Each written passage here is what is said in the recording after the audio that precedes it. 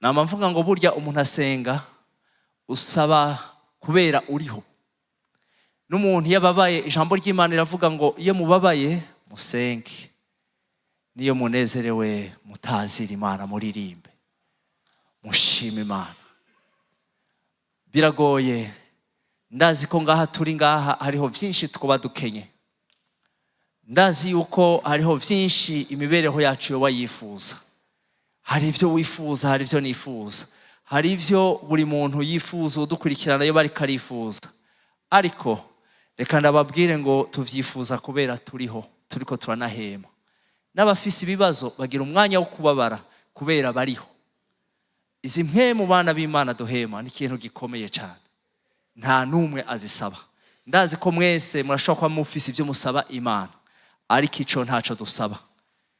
Kandi turonka nubwo burenganzira bwo gusaba ivyo dusaba kubera turiko turahema. Izi mpemu bana b'Imana zirahambaye, zirakomeye. Jewe ndabivuga kubera nama mvuga ngo nimwibuke abaryamye hariya mu bitaro bariko barahema impemu, bariko baragura amahera. Bajya nibo bazi agaciro k'izi mpemu uri kurahema. Iyo tuvyiyumvira ibintu bibaye ngombwa twoca bugufi, ntitwonababara mu mitima iyo twabuze ivyo twifuza. Ntitwobabara cyangwa turyoherwe birenze iyo twaronse vya bindi twari dushashaye cyane. Ariko twari kuvuga ngo Mwami uhabwe icubahiro, wewe waduhaye n'izi mpemu duhema tukaba turiho, n'ibindi byose dukora no kubera twahemye. Mwami uhabwe icubahiro, tugushimiye ku byo waduhaye, tugushimiye kuri bibi. Mwami wo mu ijuru ubiherebwe icubahiro, twize gushima no muri ibi.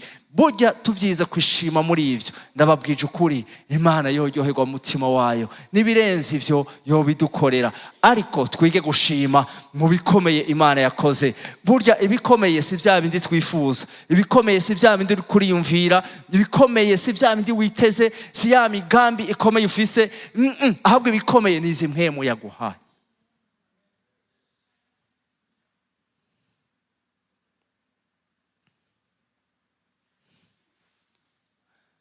Naje mpagaze ngaha naho mpemu yera yoncishamwo akabigisha, ariko igikomeye nuko nashitse ngaha, nuko ndiko ndahema.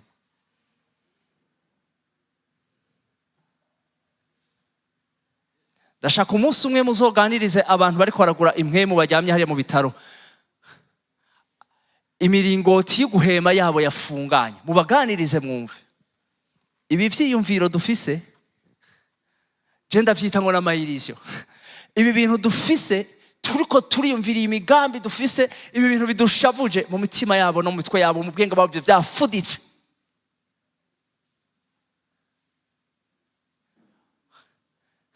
Naho mubazi isengesha ariko arasenga akubwira ngo icompa Imana ikanyongera basi n'amaritiro 2 nkahema, nkumva mpemye, nkumva nguwe neza, nkumva impwemu ziriko zirarengana, nkasubira kuba umuntu muzima. Ivyo ni vyakubarira. Abo bantu nibo bazi agaciro k'izi mpemu turiko turahema. Bana b'Imana twige gushima, twige kugendera mu vyo tugezemwo. Bwana Yesu asifiwe. Tubumbwe n'ivyo dufise, turyohererwe n'ivyo Imana iduhaye. Nimba dutije izi mpemu duhema ikabiturindiriye muri iyi si mu gihe ca none, bizodufasha, bizodufasha kwiga gushima no kutugurura imiryango imibiri yacu na Satani mu vyifuzo vy'isi, kugira ngo badukure muri uyu mugambi turimo, muri urugendo turimo rwo gusubira iwacu mu ijuru. Ndabashimiye mwebwe rero mushima ko Imana yabagiriye neza. Nashifuza ngo twese hamwe tumukomera amashi cyane, arayakwiriye.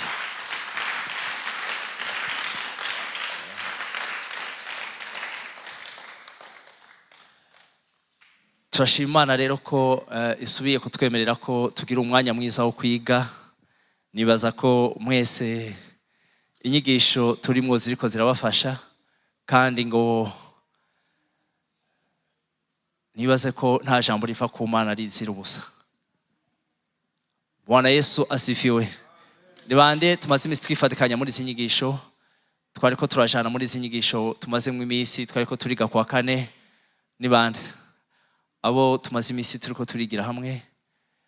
Bwana Yesu asifiwe. Abasanzwe bariko barakurikirana izi nyigisho zo kwa kane, vy'ukuri ngira ngo kubaje ari bashasha, turiko turiga ku gitabo c'ivyahishuye Yohana. Kubera iki? Kubera iki gitabo n'ibindi bitabo turavyiga, twarasomye igitabo ca mbere c'itanguriro, turasoma ibitabo bikurikira, turiga no ku bindi bitabo vyose. Isezerano rya kera turaryiga, rishasha turaryiga, ariko turavye aho ibihe bigeze. Ndasubiramwo ku bantu badahumirije, bafise ijisho ry'Imana muri bo, abo Yesu aba mu mitima yabo mu buryo bwo kwizera. Yesu yaravuze ngo mbega mwabipfumwe, kubera iki muzi kugendeza ibihe vyo muri iyi si? Mukamenya ko izuba rigira ryake, mukamenya ko imvura igira igwe, mukagendeza ibihe, mukabimenya. Kuki mudashobora kumenya ibihe vyanyu mwebwe, ibihe vya data wo mwijuru? Mu majambo make, kubera iki mutamenya ikarendiriye ikirangamisi co mwijuru aho kigeze, kugira ngo mubigendeze navyo mubimenye mwabipfumu? Nivyo Yesu yariko arababwira. Nibaza yuko abantu bafise Imana muri bo, abantu bayoborwa na mpwemu yera, abana b'Imana, babandi ijambo ry'Imana rivuga ngo abayoborwa na mpwemu y'Imana nibo bana b'Imana bose. Abo nibaza ko mu gihe ca none mwebwe mukanuye, nibaza yuko muri maso, nibaza yuko muriko muraveya, nkuko yatubwira ngo soyez sobre, veillez et priez. Mwame mugavye bana b'Imana, mwame kwizamu, kuko ntimuzi n'umunsi n'isaha. Kandi nibaza ko ishengero yaritugiriye neza, abamwizeye yatugiriye neza, yaradusigiye ibimenyetso, yaratweretse vy'ukuri ati mukabona ibi bintu mumenye yuko ndahari, mumenye ko nashitse kuza gutwara abanje, kuza gutwara babandi bama biteguye. Abo rero nibaza ko ari jewe nawe, kandi nanje nawe turi maso. Nibaze ko tutari muri vya bipfu bitanu vy'iki vy'ibijuju. Babakobwa b'ibijuju bobo bagiye gukanguka, ariko bumvise ka karuru mwijuru, mwijoro nako kavuze ngo nguyu mukwe araje, nguyu umukwe araje. Barakanguka basanga nta mavuta bafise, kandi twarayahawe. Itara turarifise twese, ariko amavuta ni bake muri ibi bihe. Ndababwije ukuri, bayasigaranye, kuko hari byinshi biriko biradutuma tubivamo, hari byinshi biriko biratuma n'abizeye bariko babandi bashitse ahera, babandi batoranijwe, apana bahamagawe, abatoranijwe. Kuko ijambo ry'Imana riravuga ngo abahamagawe ni benshi, ariko abatoranijwe ni bake. Hari byinshi muri iyi minsi bana b'Imana biriko biratuma abantu batakaza ukwizera. Ivyo kwizera bariko babivamo. Ijambo ry'Imana riravuga ngo umukiranutsi wanje azobeshwaho no kwizera, ngo ariko niyiyonjorora akabivamo, ngo ntazoba gihimbaye umutima wanje. Nibaze ko muri babandi bazovuga nka Paulo ngo nagwanye intambara nziza, nagumije ukwizera. Haleluya, ndangije uru rugendo neza. Nibaze ko ivyo bigenda bivuga buri munsi mu mutima wawe, uvuga uti Yesu ndakwiteguriye, ngwino mukiza.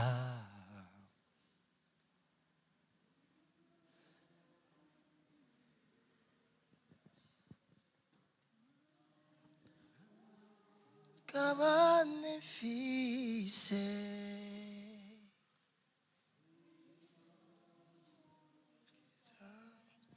ngwino mukiza, ngwino mukiza, oh ngwino ndakumbuye, hano nta mugabane mfise, ngwino mukiza, ngwino mukiza. Nishimiye kuza kubona Yesu, ubwo usaba ugarutse kunjana, ubwo usaba ugeze ku bicu nanje mpite gusanganira nishimiye kuzakubona Yesu ubwo uzaba ugarutse kunjana ubwo uzaba ugeze ku bicu nanje mpite gusanganira.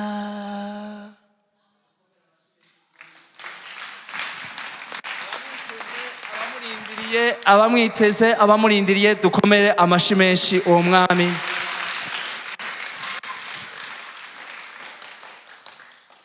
Murakoze cyane, nifuza ko jewe nawe tuzoba turi kumwe tumusanganira. Ndamukiriza mwene data mwicaranye umubwira uti nifuza ko tuzomusanganira jewe nawe. Ti ntuzobe umuhombe.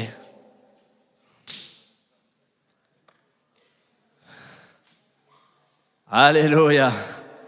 Bwana Yesu asifiwe. Abiteze ko Yesu azoza gutora icengero muvuge muti amina. Abiteze ko Yesu azoza gutora umugeni wiwe na cyane cyane muvuge muti amina. Abiteze ko Yesu azoza kubatora nabo muvuge muti amina.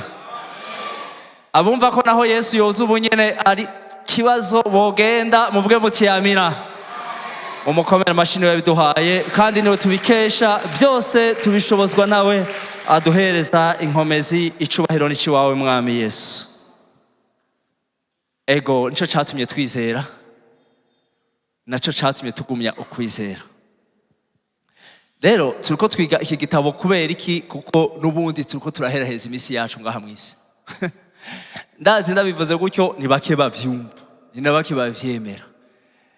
Abacifuza kwiburudukira ngaha mwisi ndazi ko basi bamyumva nk'umusazi.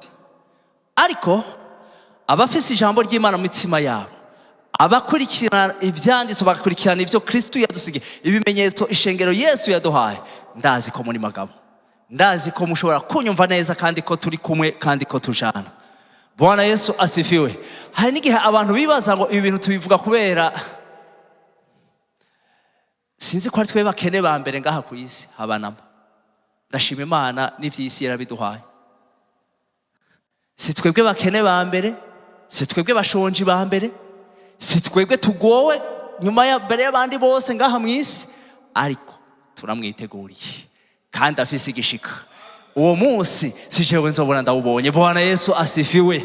Ndawurindiranye igishika kandi yaravuze ngo sintebeje iryo sezerano, ahubwo nuko ndindiriye ko benshi bahindukira bakihana bagashika mu kumenya. Naco gituma buri munsi mvuga ukuri kw'Imana. Nzovuga Kristo ntaboboteza, mvuga ukuri kwiwe kugira ngo benshi bihane bamwizere maze tuzojane, kuko nico camuzanye nukugira ngo abari baratakaye tugaruke, nukugira ngo atanga ubuzima bwiwe ku bwacu. Kandi haleluya, n'iminsi ibiri azoba twengeye ngaha mwisi, imisogonda azoba kongeye kubaho muri iyi si, imwanya azoba kurindiye ngaha mwisi, ubeho atari wewe wibereyeho, ariko ubereyeho uwagucunguye. mu mukomera amashi arayakwiriye. Aya mashi nayahawe mwami Yesu. Iki gitabo rero turiko tugisoma kugira ngo byukuri kitwereke ni nk'intangamarara, resume, conclusion y'ubuzima y'ivyo Kristo yakoze n'iminsi ya nyuma turiko turasozera ngaha mwisi. Reka ndababwiza ukuri, intambwe 99 z'urugendo twaruhejeje, dusigaje intambwe imwe gusa. Ivyo ndabivuga ntagira ubwoba, ndabivuga kuko umunsi uzosanga ari byo nitwahurira hariya nivyaba ari ngombwa, kuko ijambo ry'Imana yavuga ngo tuzomenya bacu bapfuye bizeye. Ndazi ko uzompa ukuboko ukavuga uti wenje wa bien. Ndazi ko tuzokundana ukambwira ati wagize neza. Haleluya. Nanje nzokwishima kukubona. Yes. Barikiwa sana papa. Tuzoshikane yo baba. Bwana Yesu asifiwe. Haleluya. Kweli kabisa.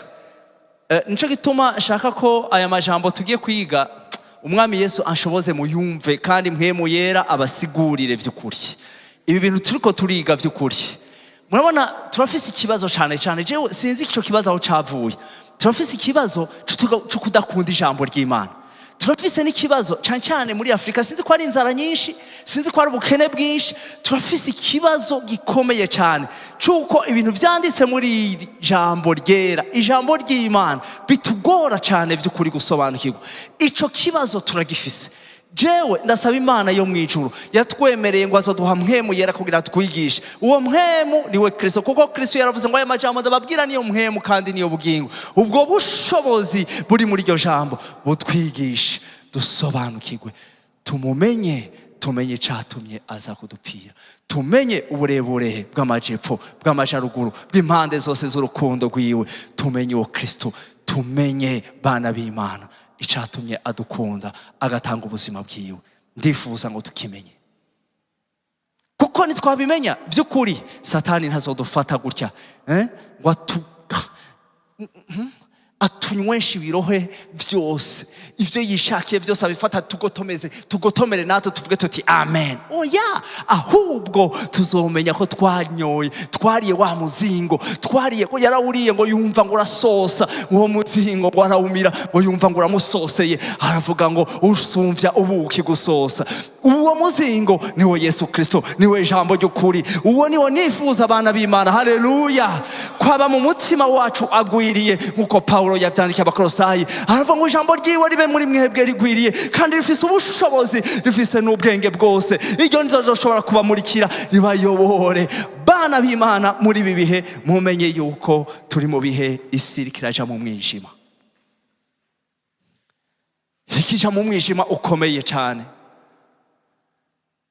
aho nabitirirwa Imana uno munsi bariko barayihakana, aho na benshi bitwa ngo Bwana Yesu asifiwe bari kuvugira Imana bariko barahaguruka bihakana ijambo ryera ryanditswe. Tube maso. Birababaje rero ko twaba turiko turumva natwe ivyo, kuko mwumvirize biratangaje. Reka ngo menda babwize ukuri. Hari umunsi Yesu yariko aragendana na Petero yacitwa Simoni, bariko baragenda arababwira ngo mwebwe bantu mwe, ndababaze mwe turi kumwe, ndababaze ikibazo. Mwebwe muriko murumva ngene bamvuga, mwumva ngo bavuga ko ndiyinde?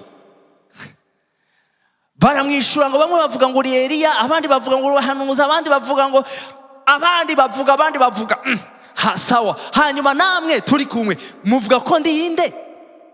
Nyibaza ko ndiyinde?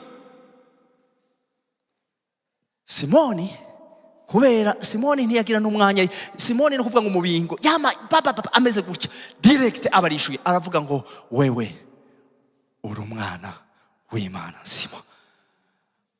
Aramubwira ngo Simoni uri umuhigwe, ivyo uvuze si wewe ubivuze, ariko ni Data wo mwijuru abivugiye muri wewe.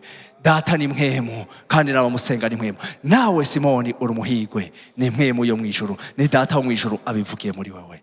Abantu bose bararyoherwa, na Simoni araryoherwa ngo ndavugishijwe n'Imana. Imana iravugiye muri jewe, aravuga ngo bwa bundi birashoboka yuko Imana yovugira muri jewe. Araryoherwa, bwa bundi ngira ndo w'Imana ko Imana yampise mukamvugisha. Barabandanya imbere, barabandanya, arababaza, arababwira ngo ndababwire rero ijambo rindi rikurikira.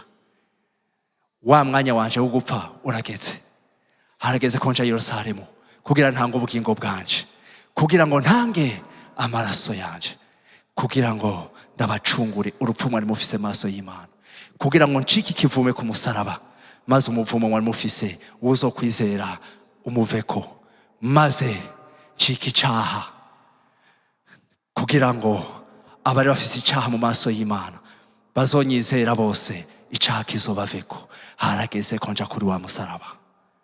Wa Petero, wa Simoni yaraheje kuvugishwa n'Imana, aravuga ngo jewe Simoni, ni jewe. Ntabonetse Imana ntivuga. Simoni abaradutse nawe aravuga ngo ingo databuja, oya. Wafata Yesu amukura hamwe, amushira iruhande, aramubwira ngo Yesu mwigisha, mwarimu, rabi mugenzi wanje nshuti yanje, kuko yarababwiye ngo ubu ntimukiri abaja banje, ubu muri abagenzi banje. Aramubwira ngo oya ntibikakubeko, kuko si vy'Imana yifuza.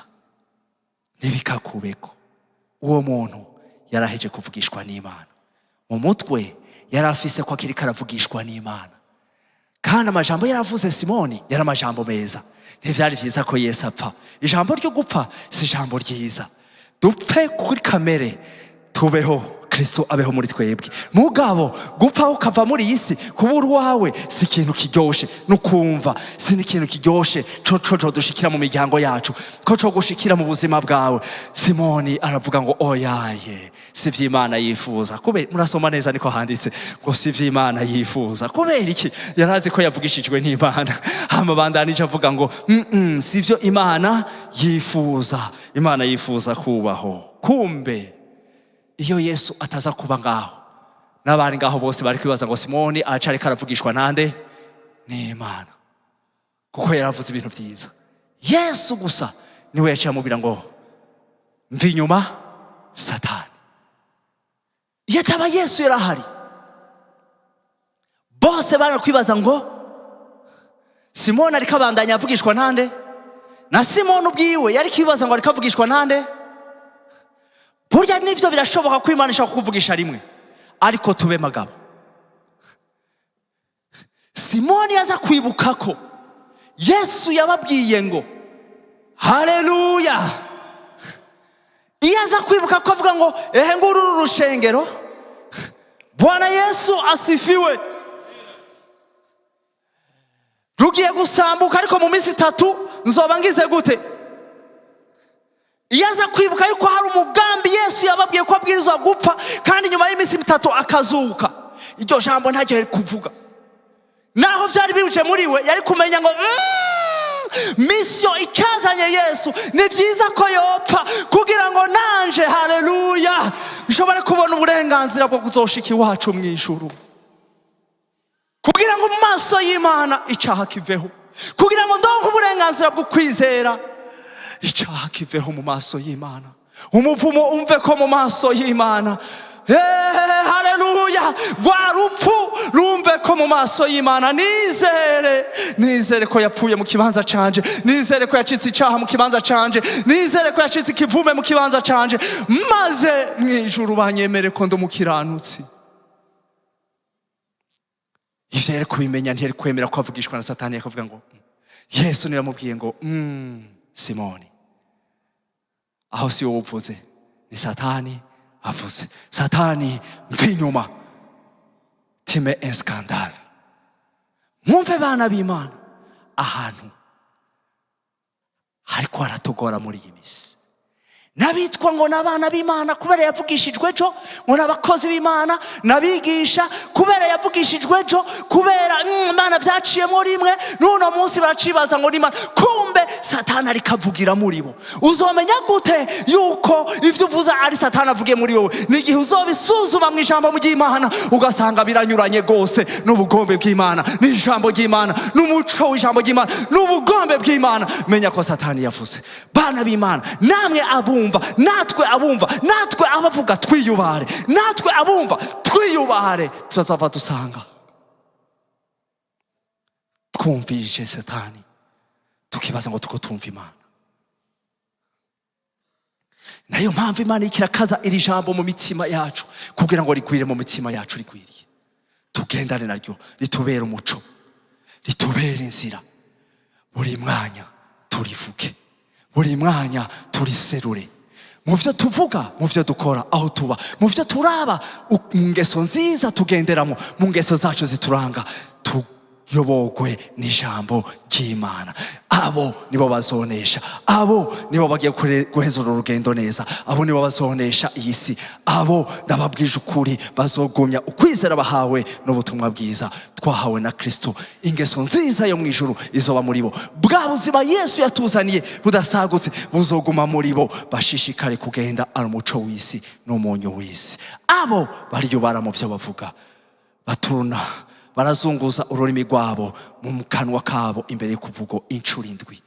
ubanza kujunguza, ubanza kushira mu kanwa kawe ururimi ukaruzungurutsa inshuro 7 imbere yo kuvuga, ukiyumvira ibi ngiye gusohora, wongeye kubibwira, biramwubaka, byubaka ubugingo bwiwe, bimuroreshe mu ijuru canke biramusubiza inyuma. Mbega nanje ngiye kubivuga, ibi ngiye kuvuga nibwo buzima bwanje by'ukuri, ndiko mvuga ibyo nshobora kubaho, ibiranga ubuzima bwanje. Bana b'Imana twiyubare, ijambo ry'Imana riravuga ngo mwebwe mwigisha, abigisha muri mwebwe ntihabe benshi bigisha, muri mwebwe ntihabe benshi bigisha, kuko mwebwe muzohanwa gusumvya abandi. Kandi namwe ngo ntimwibaze gusa, ngo ntimwibere ngaho gusa mwumva ijambo ry'Imana, mwibaza ngo twumvise ngo birahagije, ngo ariko mube abumva ahubwo aranabashira mu ngiro ivyo mwumvise. Muri abahigwe mwebwe mwumva mugashira mu ngiro ivyo mwumvise. Umwami Yesu abakomeze, umwami Yesu abagirire neza. Tugaruke rero ku gitabo cacu c'ivyashuro Yohana. Twariko turabona tuti iki gitabo n'abaje no munsi mu vyumve, Yesu bwiwe niwe yacivugiye abibwira Yohani, akigaburamwo inshuro 3. No kugira ngo nukubera twabonye hariho n'abatungu. Abatungu, iyo mvuze abatungu n'abantu ijambo ry'Imana rivuze umutungu riba rivuze umuntu ataramenya, umuntu ataranakomera, umuntu basi dufate mu buryo bw'impwemu, umwana mu mpwemu, waho ndacizera, waho ndashobora kwadukana. Hari ikibazo nabonye uno munsi, ariko ibi vyashuro Yohana udashoboye kubivuga kubera ko utobireka. Hari abantu kugira ngo baremeshe igipindi, mwana ya mashengero no munsi yarahindutse, yarahevye arahitwa nk'amabutike. Twarahevye tubigira ibintu bitabaho vya business kugira turemeshe, kugira ngo ejo turabe umudandaza iyo yabuze ivyadandaza rugara. Natwe rero kugira ntitwugare ejo turugurura tukagira. Hari n'abantu usanga bahitana ibintu ijambo ry'Imana prepata porte, kwa kundi duhitana amakoti canke izi mpuzu mu kabati ukambara utireka nambare, bahitana ijambo ry'Imana ku mukingo fye. Hageze ko aja kwigisha akaja mu bintu, ubu internet yarasaze. Hari n'abagenda bagakopi ibintu ku ma internet, bakaraba ibintu bakumviriza kwaca baje imbere y'abantu. Bana b'Imana mugabe, musuzume ivyo mwumvise vyose, musuzume mu ijambo ry'Imana. Abo niho nababwiye bavuga muri Matayo 24 umurongo wa 24, nta kindi bifuza, ngo bashaka yuko ngo n'abatoranijwe ngo bobivamwo muri vyaba ngombwa. Satani ari ku murimo, uko twebwe turiko twategura umugeni wa Kristo kugira ngo Kristo aze. Hari n'abari iruhande rwacu bariko bategura ukuza kwa ahani Kristo. Ivyo mubimenye, soma Yohani igice ca mbere, Yohani wa mbere nako igice ca 2 mwumvirize. Arabivuga ku bana bato, mwarumvise ko ahani Kristo azoza, ariko bahani Kristo bo bariko barakora. Abo bahani Kristo bariko bakora iki? Twe turaba Kristo kubera iki kandi basubiriremo. Je nitwa mu Kristo kubera hariho umugabo yiswe Kristo. Ego Kristo ngo aba mu mitima yacu mu buryo bwugira gute? Gukwizera.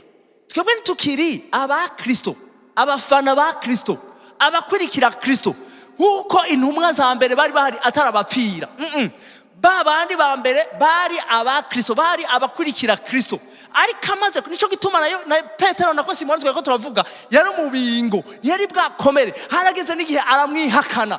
Kubera iki? Kubera Yesu ntiyari bwaze kuba muri we mu buryo bw'impwemu. Bwana Yesu asifiwe. Ariko Yesu amaze kuza akaba muri we, Simoni yabaye Petero vy'ukuri, abibuye arakomera, ntiyasubira gutinya. Hageze, Bwana Yesu asifiwe. Umunsi umwe Yesu baramufashe bagiye kumubamba, umugabo yitwa Simoni aramwihakana, aravuga ngo sinda muzi. Rya kabiri sinda ntituri inshuro zingahe? Kandi na Yesu yari yamubwiye.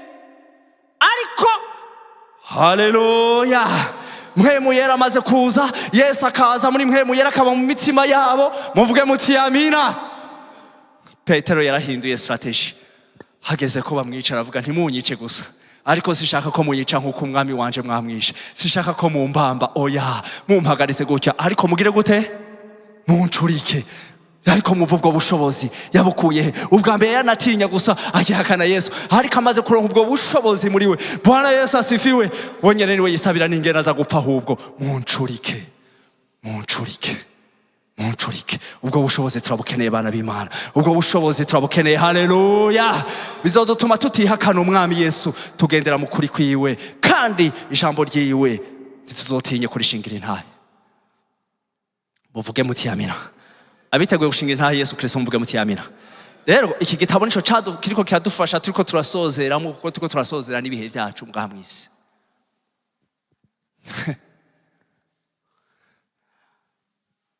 Aho abantu bakavuga ati urumva ivyo bintu uriko uravugishwa, wewe urumva ivyo bintu uriko uravuga, ushaka kwigumira ngaha? Ninde yifuza kuguma? Ariko iyi si muyikundira iki? Bwana Yesu asifiwe.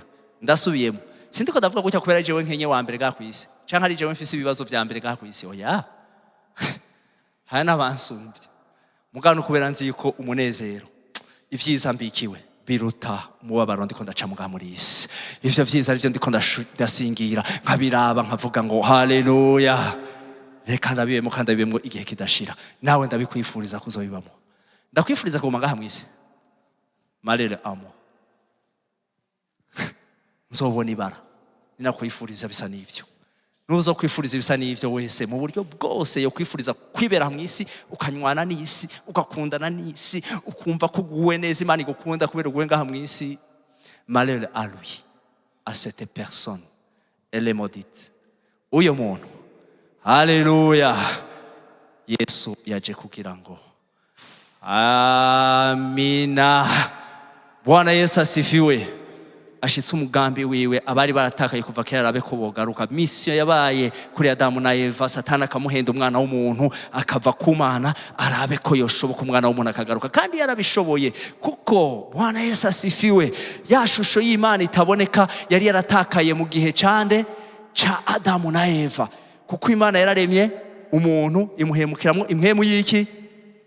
Yavuze ngo reka tubwire gute, tureme umuntu tumuhereze, tureme umuntu mu ishusho yacu. Irari mu muntu mwivu, hanyuma ishimushiramo ishusho.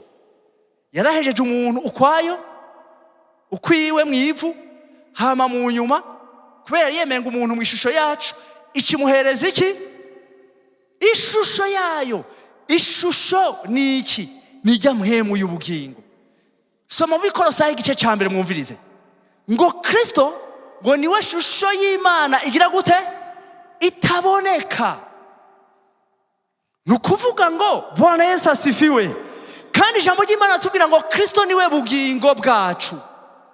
Nico gituma Yesu aje ko Imana yaje kurema Adamu, yaciye mu ivu, yaciye muhereza iki? Yaciye izayo nyene yiberamwo, yibera muri we. Yaciye ifata impwemu y'ubugingo ariyo Mana nyene, ica yinjira muri Adamu. Adamu amaze kwizera nde? Satani akareka kumvira ivy'Imana yari yamubwiye, ya shusho yaciye igenda. Imana yaciye yigira. Nico gituma Imana yaciye imurabisha avuga ngo pu, wa mukungugu, usigaye uri iki? Umukungugu. Kubera ishusho yakuvuyemo, nagiye uri umukungugu. Acabwira Satani, Satani, indya yawe izoba umukungugu, indya yawe izoba umuntu atagira Imana muri we. Haleluya. Bwana Yesu asifiwe. Abo turi kumwe muvuge muti amina.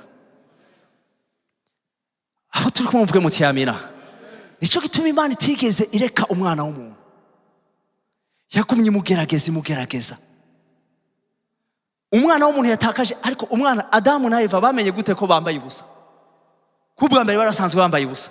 Babimenye gute?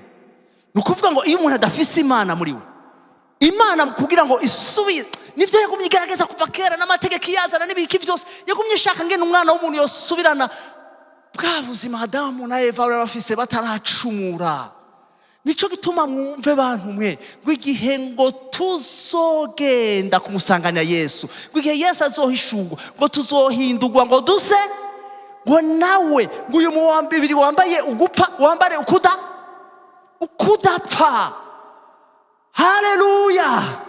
Ngo niyo hema nziza izokwamaho ibihe bidashira. niyo nzu tuzobamwo mw'ijuru. Mwumva nta mazu yubatse mw'ijuru, hariya hari inzu imwe gusa ngo la maison de notre père. Nimusome dusome ijambo ry'Imana ritubwira ngo imuhira kwa data hari iki? Hari inzu, hari inzu à la maison de mon père. Hariyo rero, haleluya, de demeure. Amademeure niyo yatuzaniye ubu rero. Amaze kugenda mw'ijuru yaciye atuzaniye. Wamwizeye, iyo nzu yatanguye kuba forme muri we. Ni wa undi yavutse ubwa kabiri. Haleluya, wa muntu adapfa. Nimwaba mwambaye umubiri nyamara amaraso, mumenye ko mwambaye n'umubiri w'iki? W'imwemu. Yohana ko 1 Corinthiens 15 Abikorintho ba mbere igice 15 guhera ku murongo wa 50 na kanga 42. Muvuge muti amina. Iyo nzu no munsi turayifise abayigumije. Haleluya. Uyu mubiri rero nihagera kwaza wa undi wo hanze niwazocagaragara. Ariko mwumve bantu mwe, biraryoshe ribanga rigatangaza, ribanga ry'Imana riraryoshe. Abantu tuvyimba gutya tumva nk'imigani, mugabo nibi. Umuntu wawe w'imbere ni wo muntu wa vrai. Wewe wa vrai si wewe wicaye aha. Wewe wicaye ngaha ni umubiri nyamara amaraso. Uzogenda ugasubira mu ivu ukabora. Inyo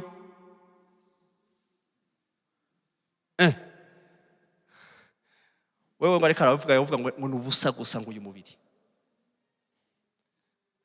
Ego muvyumve, iri niryo banga ijambo ry'Imana ritubarira. Wewe wa vrai, wewe wa vrai si wewe wicaye aho unyama n'amaraso. Wewe wa vrai ni wewe wavutse ubwa kabiri.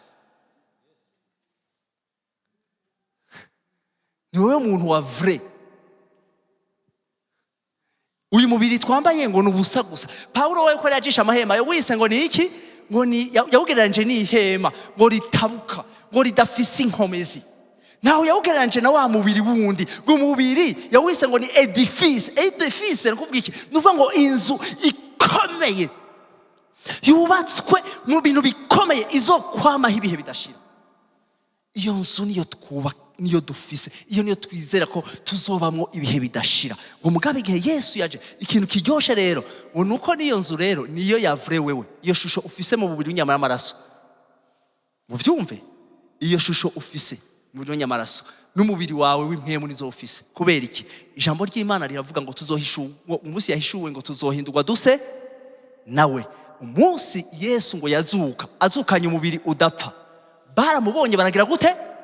Baramumenya ko ari Yesu, kandi yambaye umubiri udapfa, umubiri w'icubahiro. Nico gituma yabwiye Magadalena ntunkoreko, sindaja guhereza.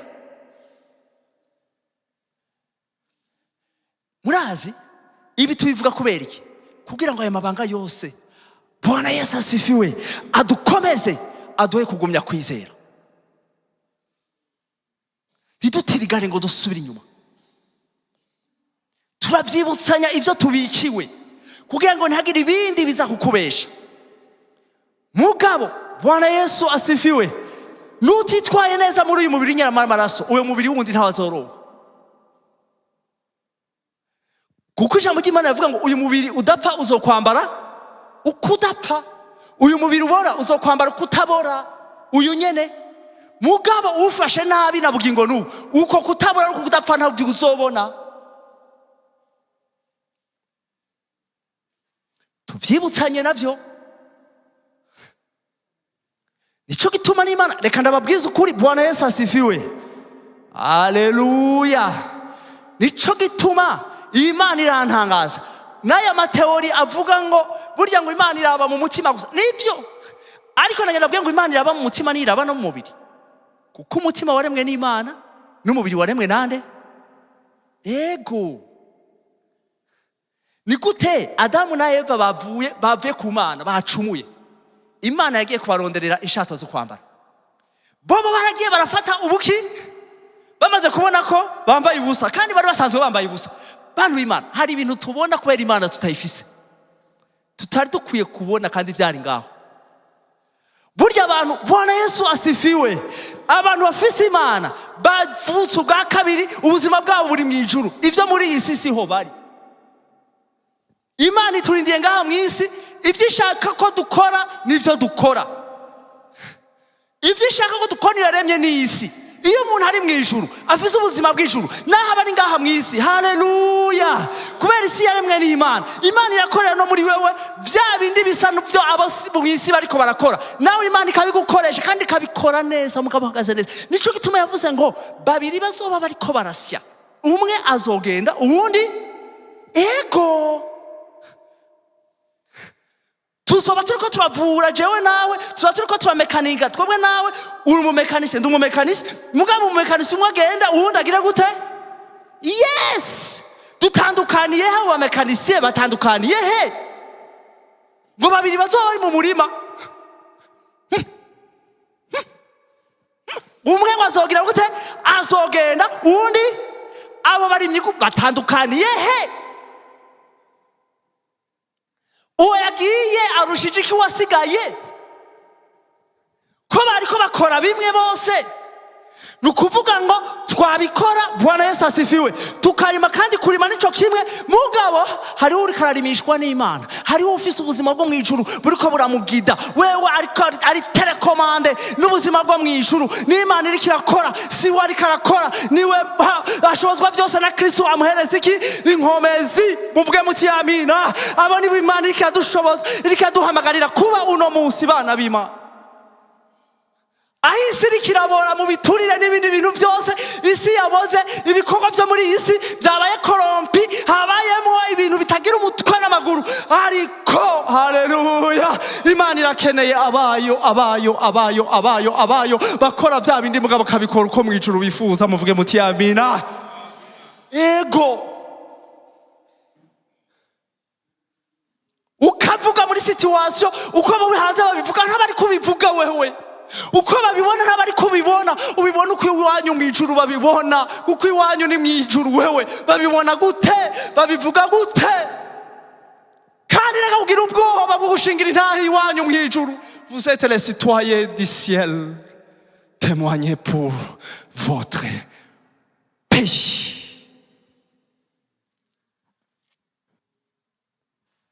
ego ibi turabivuga ngaho umengo turiko tuvuga imiga. Bwana Yesu asifiwe. ndazi ko dusohotse hariya tuja mu bindi, ntitwibuka ko namwe muyera yatuganirije.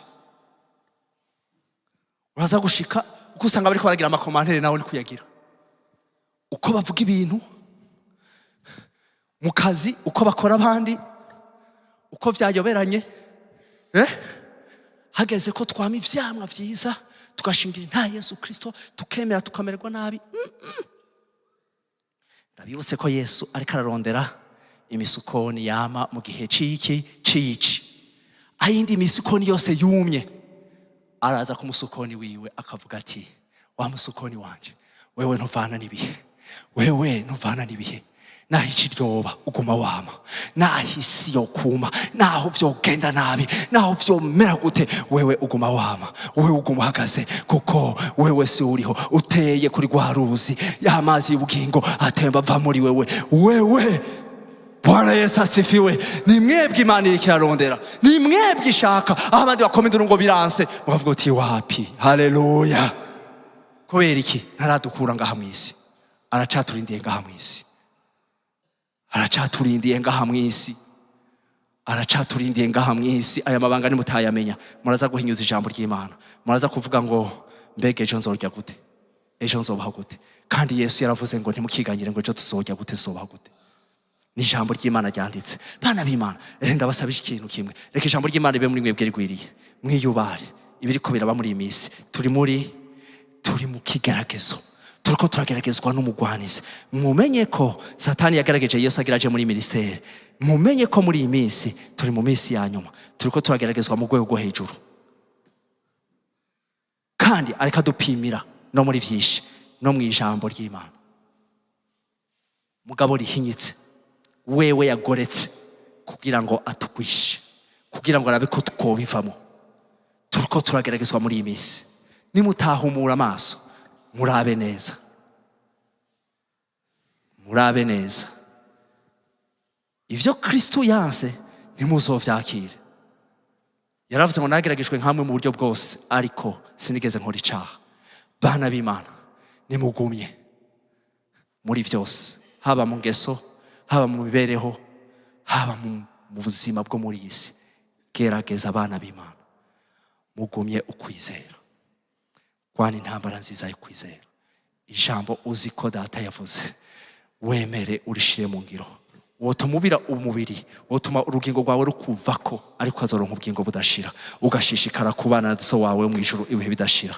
Bana nimwihangane, bana b'Imana nimwihangane, ndasubiyemo nimwihangane, nimwihangane.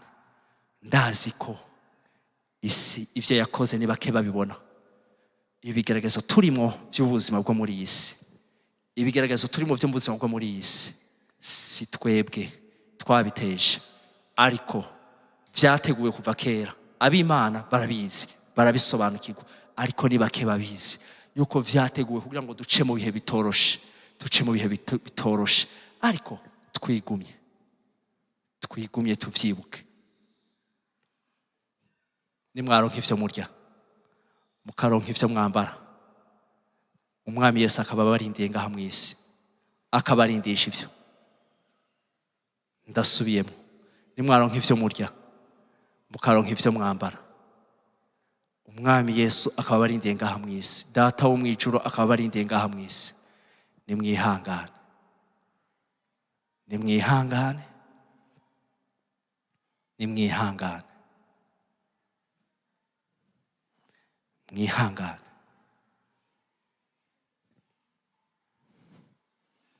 Ntuhemuke ku kuri usanzwe uzi muri wewe, ukuri uzi nukugenderemo.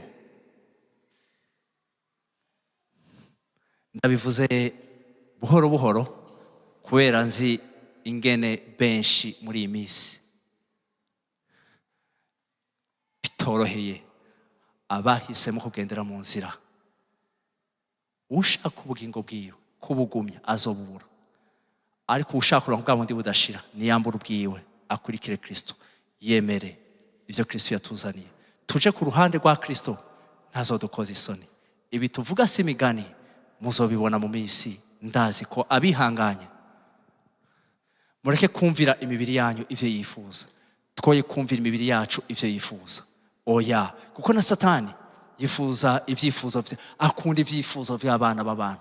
Ivyo umubiri wawe wifuje, umubiri ukakubwira mugabo ugasanga binyuranye n'ubugombe bw'Imana. Bana b'Imana, hindukira mufate imibiri yanyu, muyimibwire ngo hinduka umuja.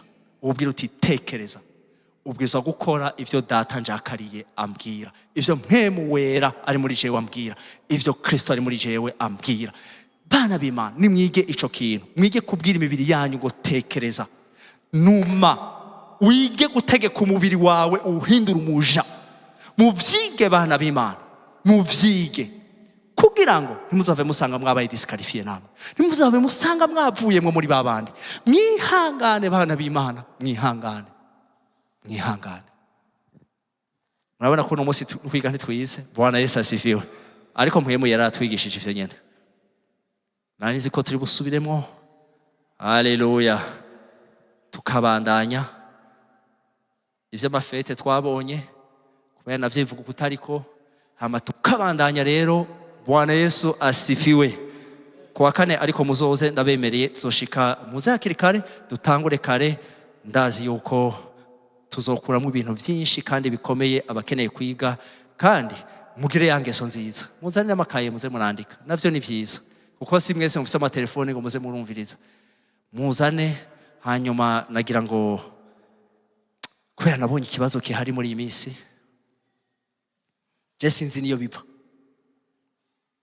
ingene umuntu ashobora guhagarara imbere y'abantu. Je sinzi agaciro duha imitima y'abantu, yuko agaciro Kristo yahaye imitima y'abantu, ariko agaciro twebwe abahagarara imbere y'abantu duha imitima y'abantu ntavyo nibaza. Kuko umuntu ashobora guhagarara imbere akamanipira imitima y'abantu ko yishakiye, tukavuga ivyo twishakiye bitusunitse. Ivyo bintu biriko bivahe bana b'Imana? Nukuri, soyez sobre, veillez et priez. Ibihe si vyiza, ibihe si vyiza. Bwana Yesu asifiwe, haleluya. Ukumva n'umuntu yitwa ngo umuntu w'Imana agwanyije ikintu c'Imana, ahubwo menya ko ico kintu kigira kibe. Bijya n'ibimenyetso. mumenye n'ibimenyetso navyo abantu twibaza ngo nibindi gusa no guhusha no kugira gute oya mugabo mumenye ko ari ikimenyetso naco yuko ico gihe cico kintu kigira gishike si wabavuze Satani arazi pe warazi nibihe arabimenya arabibona kuko yarabaye mwijuru arazi ivyo mwijuru akiri Rusuferi aramenya nibihe akabona nibigira bibe ihangane rero mukomere mu ijambo ry'Imana kandi mugendane umunezero urukundo muri vyose rubarangiye ko muri abana b'Imana kuwa kane tuzoshishikara Bwana Yesu apewe sifa hama twige muzanira amakaye mubishoye mwandike hama uzo ofisi ikibazo nabo baze nico gituma shara bwe nti biragoye no munsi ko umuntu ataha n'umwanya abantu ngo babaze ibibazo naco gituma na Satani rimwe rimwe akadukoresha tukabatamika ibirohe abantu bakavuga ati amina yagotomeye ibirohe reka rero navyo rero tuzogira umwanya turafata umwanya tubaze ibibazo arico tumvise tubaze hanyuma tubaze ijambo ry'Imana ritwishure ku bibazo tuba dufise hanyuma dukomere cyane mu mwami turakundana cyane uno munsi nibaza ko Imana yishatse kutuganiriza ivyo Yesu abagire neza Yesu abakomeze I love you so much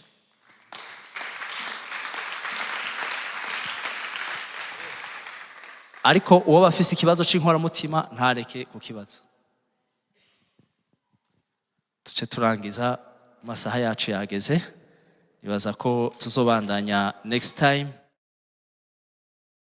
komeye cyane ndabasaba no kuri muzoze kare kuwa kane tuvyige kandi mufise naho mwandika tuzosoma n'amajambo y'Imana menshi n'amabanga menshi shaka ko twiga dusarangura ibintu bimwe bimwe ndazi ko ari nabishasha tuzogenda turiga nanje ubwanje ngenda ndiga bushasha kandi vyitwa ngo naravyize nkagenda mbonamwo bishasha bigenda bimpugura bigenda binkomeza cyane bigatuma subira kwemerera Imana kwiba muri jewe ngumya ivyo nahawe agakiza nahawe ukwizera nahawe nkaronka inguvu kuko hari vyinshi ncamo nanje bigatuma umvengo nadendebukiwe gato mugabe iyo mbonye ivyo bintu nkasubira kubicamo nkabona ingene agakiza kanje kanyegereye cyane gusumvya ahubwo nsubira kugumya nka ibintu birankomeza rero namwe ndashaka muzoze mufise n'ukuri umwete wo kwiga no gushaka kumenya ndazi yuko muzohazwa ndazi ko bizogenda neza hanyuma ingene tuzokora dufise n'izindi mikro uzoba yumva adatahura azovuga ati stop kuko nanje vyamfasha umwanya kugira ndabisobanukirwe vy'ukuri bivanye nuko nenda bizi nasanze tuza gace bihora bimbabaza nk'iyo umuntu aravuga ati ça fait mal iyo umuntu ageze ahantu je natuma mvuga ngo ibi ndavyumva nawe uzobikoreshwa nyene uzovuga mvuga uti ibi aho ngeze ndavyumva gutya ivy'Imana ukuri ngezemwo nuko mugabo ntazogera igihe uvuga uti ishengero ryarihenze l'église a mal compris ico niyo ni imvugo ya Satani l'église ça signifie quoi l'église d'abord twiyubara amajambo amwama twibura imvugo zimwe twiyubare tuzotsindwa twiyubare bana b'Imana turabe amalimite yacu nizo dusanga twarengeye Kristo nizo dusanga twagiye mu kibanza ca Kristo twiyubare turabe ivyo tugiye kuvuga naho tugiye kwivuga nimba tutari muri babandi bafashe position nyene yo gukorera wa mugwanizi nimba tutari muri bamwe bafashe position yo gukorera wa mugwanizi twiyubare ivyo tugiye kuvuga turabe tuzabasanga twarengeje rero ukomere cyane mu mwami Yesu abagirire neza kandi abakomeze Bwana Yesu asifiwe Imana yo mwijuru ibagirire neza ibakomeze ibane namwe ibe umunezero wanyu kandi ibe ubuzima bwanyu kandi muryohererwe nuko mwaronse Kristo muhazwe nuko Kristo ari kumwe namwe muzobonye inyungu yavyo kandi inyungu ibereye izonereza imitima yanyu nuko amahoro y'Imana umunezero w'Imana n'intsinzi y'Imana n'ikibi cyose kidahuye n'ubugombe bw'Imana kuri mwebwe cigigwe kure. Ariko intsinzi Kristo yadusigiye kunesha iyi si igaragare mu bugingo bwacu, igaragare mu bugingo bwanyu, kandi mube umunyu by'ukuri, mume n'umuco w'isi. Ndabashimiye ko mwakiye ijambo mwemu yabaganije uno munsi. Amahoro y'Imana n'urukundo rw'Imana ibane natwe twese mu ngo zacu, mu gihugu cacu no mu ishengero ryose rya Kristo, mu izina rya Yesu Kristo dushimye dukenguruka. Amen. Murakoze.